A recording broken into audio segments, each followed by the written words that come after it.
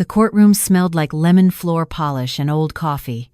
I sat at the plaintiff's table, my hands shaking so badly I had to press them flat against my thighs to keep anyone from noticing. Across the aisle, my son-in-law Derek sat with his expensive attorney, looking every bit the concerned father fighting for his children. And there, in the front row behind him, sat my granddaughter, Lily. 9 years old, profoundly deaf since birth, her hearing aids tucked behind her ears like tiny beige secrets. She was watching everything with those sharp brown eyes that missed nothing. What happened next? The moment Lily stood up and walked toward Judge Harrison with her tablet clutched against her chest, the way Derek's confident smile crumbled into something like fear. None of it would make sense without understanding how we got here. How my daughter's sudden death had torn our family apart. How the man she'd married had slowly revealed himself to be something monstrous. How my quiet, observant granddaughter had been watching, recording, waiting for the moment she could save us both. It started with a phone call at 2:47 inches the morning, 14 months ago. The kind of call that changes everything. My daughter, Rachel, had been in a car accident. A drunk driver ran a red light on Highway 12, just 3 miles from their home in Millbrook, Oregon. She died before the ambulance arrived. She was 34 years old. I flew from my home in Arizona to Oregon the next morning. Derek met me at the airport, looking appropriately devastated. He'd always been charming, my son-in-law. That was the first thing I'd noticed about him when Rachel brought him home 12 years ago. Confident, successful, worked as a financial advisor at a big firm downtown, good-looking in that clean-cut way that makes mothers trust their daughters' choices. "Margaret, I'm so glad you're here," he said, hugging me too long, too tight. "The kids need their grandmother." The kids, Lily, 9, and her brother, Ethan, 12. Both of them had Rachel's eyes, that warm honey brown that crinkled at the corners when they smiled, but neither of them was smiling now. When I got to the house, Ethan hugged me and cried. Lily just looked at me with those watchful eyes and signed, "Grandma, I'm scared." I stayed for 3 weeks after the funeral. That's when I started noticing things. Derek would speak too fast when Lily was trying to read his lips, knowing she couldn't keep up. He'd turn away mid-sentence, or cover his mouth with his hand. When she asked him to repeat something, he'd roll his eyes and say, "Never mind, it wasn't important." "She has hearing aids," I said to him one evening, after watching him mutter something to Ethan that made Lily's face fall with confusion, "but she still relies heavily on lip reading and visual cues." "You know that." Derek gave me that patient smile I was learning to hate. "Margaret, I've been her father for 9 years. I think I know how to communicate with my own daughter." But he didn't sign with her. Rachel had made sure the whole family learned American Sign Language when Lily was diagnosed as a baby. Derek had learned enough to get by, but after Rachel died, he seemed to forget entirely, or choose to forget. "It's too much effort," he told me when I pressed him. "She needs to adapt to the hearing world anyway. The audiologist said her hearing aids give her significant access to sound. She's not that deaf. Not that deaf." As if my granddaughter's disability existed on a spectrum of inconvenience for him. I went back to Arizona, but I called every day. Ethan would answer and tell me about school, about soccer practice, about the grief counselor Derek had arranged. But when I asked to talk to Lily, there was always an excuse. "She's doing homework." "She's in the bath." "She's already asleep." "Let me video call," I said, "so I can sign with her." "Mom, our internet's been spotty lately. Video calls keep dropping." I knew something was wrong. A grandmother knows. But I was 1,000 miles away, and Derek was their legal guardian, and what could I do? Then Ethan called me crying on a Tuesday night in March. "Grandma, you have to come. Something's wrong with Lily. She's not talking at all anymore. She won't even sign. She just sits in her room and writes in that tablet Mom gave her." I booked a flight for the next morning. What I found when I arrived made my blood run cold. Lily had lost weight, her collarbones sharp under her t-shirt. She flinched when Derek walked into a room, and she wouldn't communicate with anyone except through her tablet, typing messages and showing them to people instead of speaking or signing.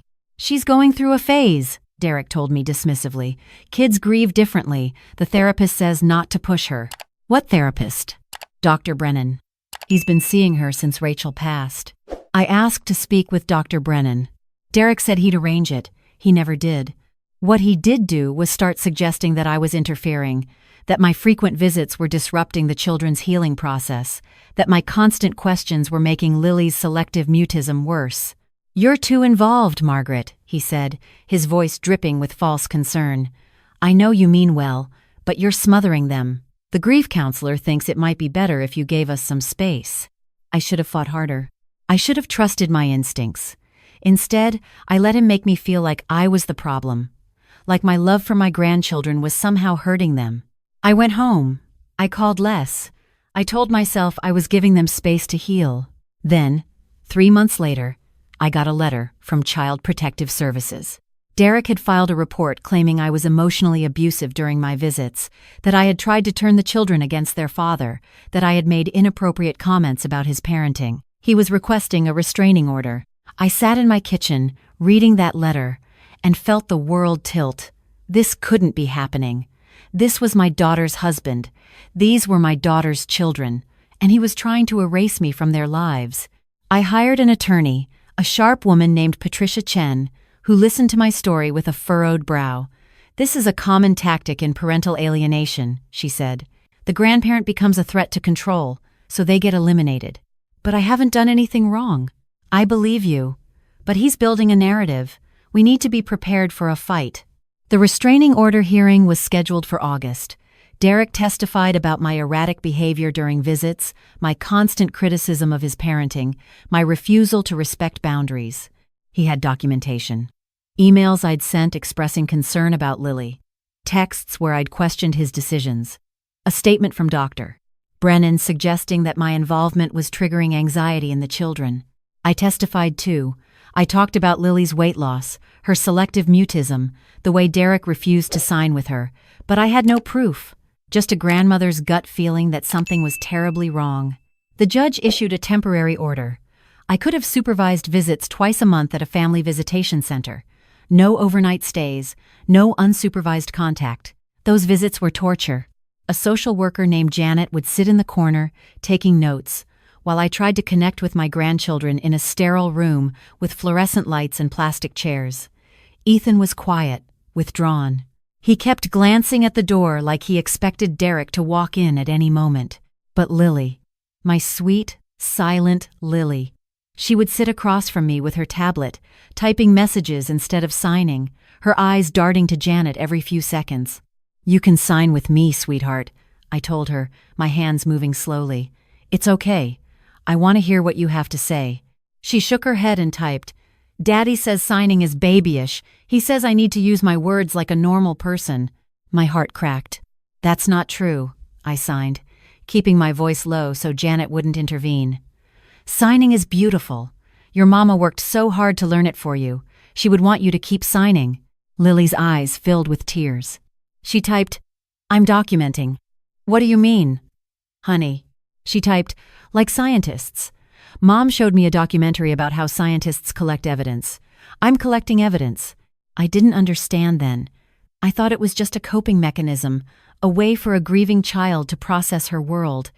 I didn't know she was building a case. The guardianship hearing was scheduled for November.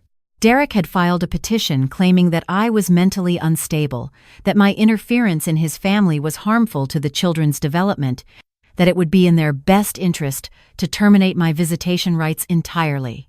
He wanted me completely cut off from my grandchildren's lives. My attorney, Patricia, was honest with me. "Margaret, this doesn't look good. He has a therapist backing his claims. He has documentation. He's the surviving parent. Courts heavily favor biological parents in these situations. But I'm their grandmother. Their mother is dead. I'm all they have left of her." "I know, and I believe you. But we need evidence. Do you have anything? Texts, emails, recordings?" I had nothing. Derek was too smart for written evidence. His manipulation was verbal, subtle, deniable. The few texts I had showed a concerned father gently setting boundaries with an overbearing grandmother. The hearing arrived on a gray November morning. I barely slept the night before, going over my attorney's notes until my eyes burned. We both knew it wasn't enough. Derek arrived with his attorney, a man named Robert Kessler, who had the kind of slick confidence that comes from winning too many cases. They looked like the competent team they were. I looked like what Derek had painted me to be, a desperate, aging woman who couldn't let go. Judge Harrison was a black woman in her 60s, with silver-streaked hair and reading glasses perched on her nose. I'd heard she was fair, but no nonsense. I prayed that fairness would be enough. Kessler's opening statement painted me as a tragic figure. Your Honor, Mrs. Collins is grieving. We understand that. Losing a child is devastating, but her grief has manifested in concerning ways. She's become obsessed with controlling her grandchildren's lives, undermining their father's authority, and refusing to accept that Mr. Patterson is a capable, loving parent. Patricia's opening was simpler. Your Honor, this is a case of a loving grandmother being systematically cut off from her grandchildren by a man who has something to hide. We ask that you look beyond the paperwork and consider what's really happening in that household. Then came the witnesses. Dr. Brennan testified first. He'd been seeing Lily for 8 months, he said. She was struggling with anxiety and selective mutism, likely triggered by her mother's death. When asked about my influence, he was measured but damning. Mrs. Collins's frequent attempts to contact the children appear to increase Lily's anxiety levels. The child often seems agitated after visits with her grandmother. In my professional opinion, limiting contact would support Lily's emotional recovery. Patricia cross-examined carefully. Dr. Brennan, have you ever met with Mrs. Collins directly? No. My patient is Lily. Did you speak with Mr. Patterson before accepting Lily as a patient? A pause. Yes. He provided context for the referral. What kind of context? He expressed concern about his daughter's relationship with her grandmother. He felt Mrs. Collins was putting pressure on the children to blame him for their mother's death. So your assessment of Mrs. Collins is based entirely on what Mr. Patterson told you. I also observed Lily's reactions when her grandmother was mentioned. And did Lily ever tell you directly that her grandmother made her anxious? Another pause. Lily doesn't speak during our sessions. She communicates through writing. Did she ever write that her grandmother made her anxious? Dr. Brennan hesitated. Not in those exact words, no. It was something, but not enough. Derek testified after lunch. He was perfect. Sad, not angry. Concerned, not controlling. He described finding me going through his desk during one visit, looking for evidence against him. He talked about the way I'd questioned his every decision, criticized his parenting, tried to turn the children against him. I loved Rachel, he said, his voice cracking slightly. Losing her nearly destroyed me, but I have to keep going for our kids. I have to protect them. And right now, that means protecting them from their grandmother's obsession. Kessler rested his case. Patricia called me to the stand. I talked about Lily's weight loss, her selective mutism, the way Derek had stopped signing with her. I talked about the letters Rachel used to write me, before she died, expressing concerns about how Derek sometimes lost patience with Lily's needs. But letters from a dead woman weren't evidence of current abuse. I just want to be in my grandchildren's lives, I said, my voice breaking. I'm all they have left of their mother. Please don't take that away from them. When Patricia rested our case, I knew we'd lost. Judge Harrison's face was unreadable, but I could feel the weight of all that documentation pressing against us. I've reviewed all the testimony and evidence, Judge Harrison began. This is a difficult case. On one hand, I see a grandmother who clearly loves her grandchildren. On the other, I have professional testimony suggesting that her involvement may be harmful to Your Honor. Everyone turned. Lily had been sitting in the front row throughout the testimony, her tablet in her lap, her hearing aids catching the light. She'd been so still I'd almost forgotten she was there. Now she was standing. Young lady, we're in the middle of proceedings, Judge Harrison said. Lily walked forward, her tablet clutched against her chest. The bailiff looked questioningly at the judge. Lily stopped at the bench and held up her tablet, which displayed a message she'd typed. Your Honor, I have evidence. May I present it? I've been documenting for 1 year, 2 months, and 14 days. Kessler shot to his feet. Your Honor, this is completely inappropriate. The child is clearly being coached. Mr. Kessler, Judge Harrison said sharply, a 9-year-old deaf girl wants to show me something. I'm inclined to let her. Approach the bench, young lady. Lily walked forward with that careful, measured gait she used when she was concentrating hard. She handed the judge her tablet, then stepped back and signed, "It's a video diary. My mom gave me this tablet for my 8th birthday. She said recording my thoughts would help me process the world." I recorded everything. I watched Judge Harrison's face as she tapped through the tablet. Her expression shifted, curiosity first, then focus, then something harder. She put in earbuds and watched something, her eyes widening slightly. Then she removed the earbuds and looked at Lily. "You recorded all of these yourself?" Lily nodded and signed. "Yes, Your Honor. Every night before bed. It was our routine, mine and Mom's. She'd help me review my day and record my observations. After she died, I kept doing it. I thought she'd want me to." "And your father knew about these recordings?" Lily shook her head. "Daddy doesn't know ASL very well. He doesn't understand when I sign. And he never looks at my tablet. He says screens are rotting my brain." Judge Harrison turned to Derek. His face had gone pale. "Mr. Patterson, I'm going to describe some things I see on this tablet. Please tell me if any of these events didn't occur." She tapped the screen. August 15th of last year.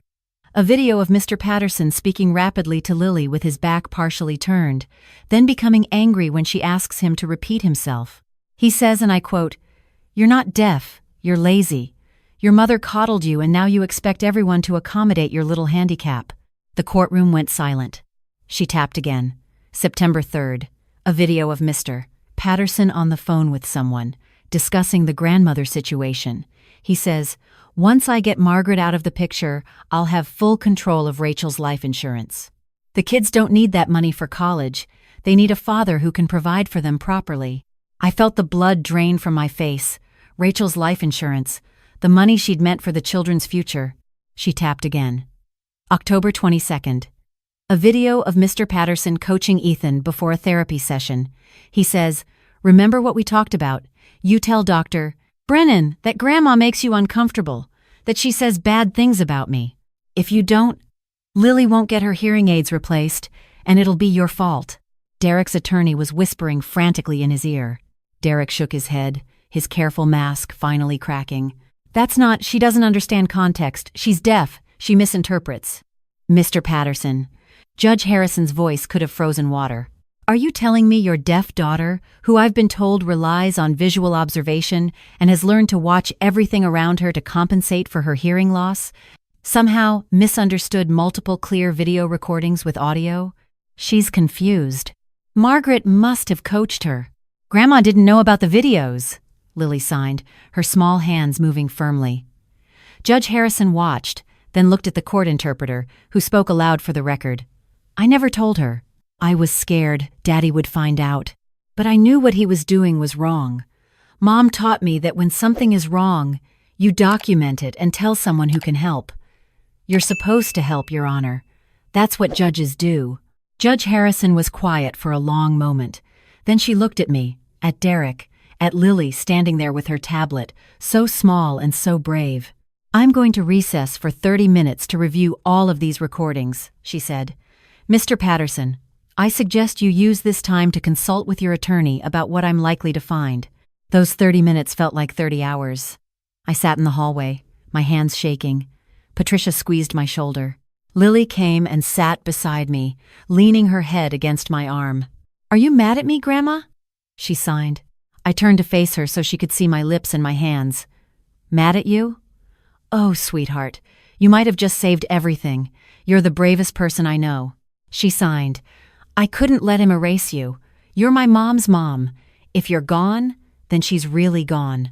I pulled her into my arms and cried. When we returned to the courtroom, Judge Harrison's face was grim. "I've reviewed approximately 40 hours of video documentation spanning over a year," she said. "What I found is a consistent pattern of emotional abuse and neglect directed at both children, with a particular focus on targeting Lily's disability as a point of vulnerability. I also found evidence of financial exploitation of the children's inheritance from their mother." She turned to Derek. "Mr. Patterson, based on what I've seen, I am not only denying your petition to terminate Mrs. Collins's visitation rights. I am immediately suspending your custody of both children, pending a full investigation by Child Protective Services. The children will be placed in their grandmother's care effective today." You will have supervised visitation once a month, and only after completing a psychological evaluation and a parenting intervention program." Derek stood up, his face twisted. "You can't do this.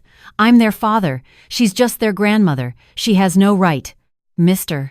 Patterson, your daughter has more than 100 videos documenting your behavior. She has recordings of you threatening her brother to keep him quiet. She has video of you discussing plans to steal your children's inheritance. And most damning of all, she has footage of you telling your 12-year-old son that if he didn't cooperate, you'd send Lily to a residential school for the deaf and he'd never see his sister again." The courtroom gasped. I turned to look at Ethan, sitting in the gallery. His face was pale, tears streaming down his cheeks. He'd been carrying that threat for months. Judge Harrison stood. "We're adjourned. Mrs. Collins, take your grandchildren home. Mr. Patterson, you're dismissed. And may I suggest you find a very good criminal attorney, because I'm referring this case to the district attorney's office for further review." Lily came to me then, walking carefully through the chaos.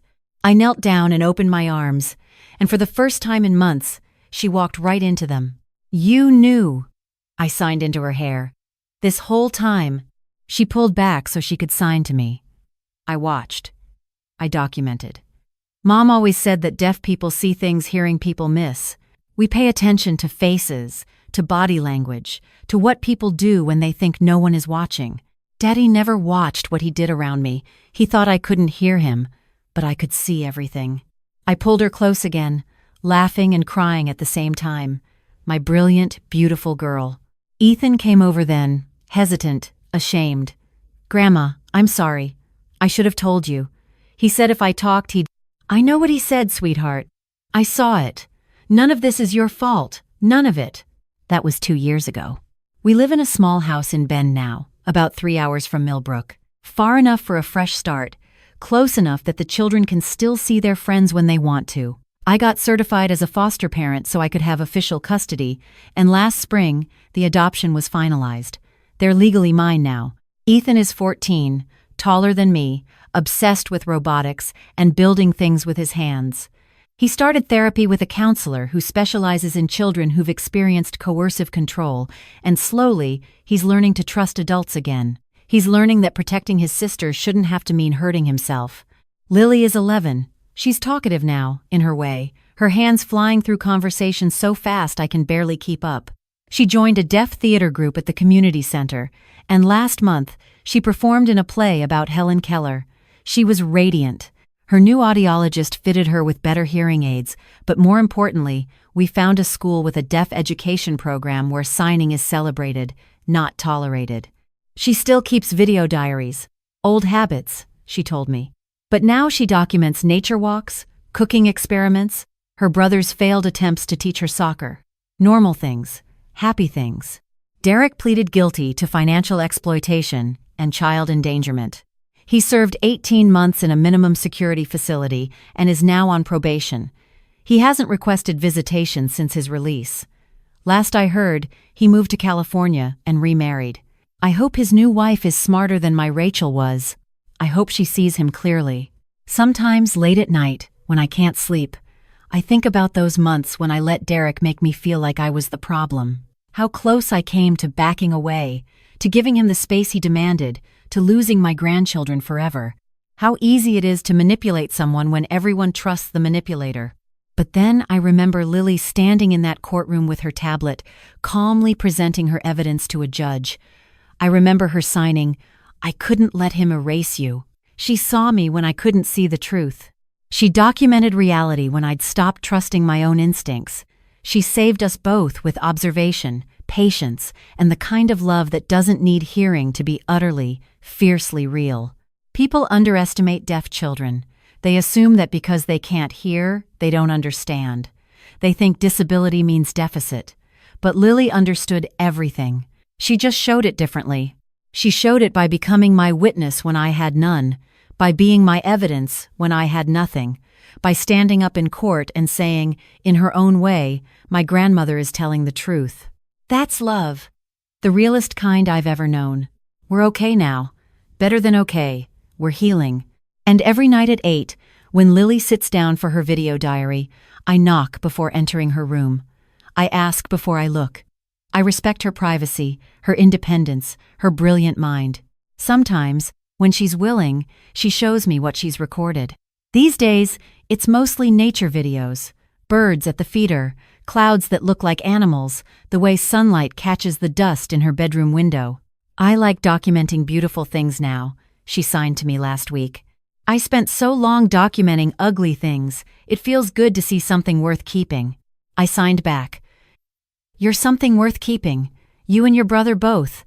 She smiled, that rare full smile that crinkles her eyes just like Rachel's used to. So are you, Grandma. That's why I fought for you. That's the thing about truth. It doesn't need to be loud or aggressive to be powerful. Sometimes it doesn't even need sound.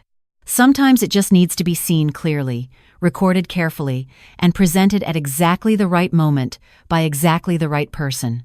Sometimes truth needs a 9-year-old deaf girl with a tablet and the courage to show the world what she saw when no one thought she was watching. Sometimes that's all it takes to save a family.